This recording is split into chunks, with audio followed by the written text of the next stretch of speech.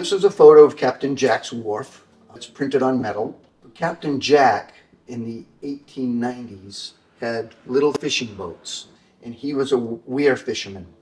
And Provincetown allowed him to build this wharf for his little boats and the shacks on it for his fishing equipment. The shacks were a place where his fishing buddies could hang out, and the people he worked with. They had little potbelly stoves in them, and they had trap doors because they would sit around and gut their fish, and everything went out through the trap door. In those days, literally everything went out through the trap door. There were no bathrooms in here, so everything went right into the harbor.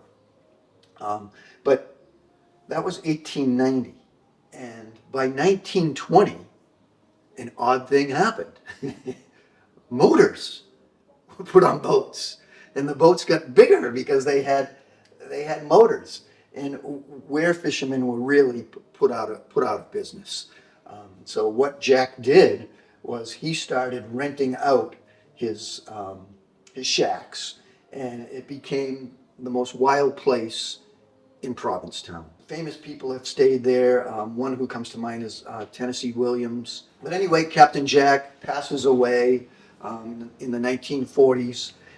His doctor buys the wharf. Doesn't tell his wife because she won't be happy. He bought this wild place. But anyway, the wife finds out. The wife finds out that he bought it. She's livid, but she takes it over. She takes it over from the doctor, and she turned it into weekly rentals back in the 1940s. And to this day, Captain Jack's Wharf is a private wharf, and it's weekly rentals. You can stay literally on the water. And on this day, it was a September day. I was walking in P-Town. P-Town was full of people, full of life. And I stepped up on Captain Jack's Wharf. Reggae music was playing, and nobody was there. Click.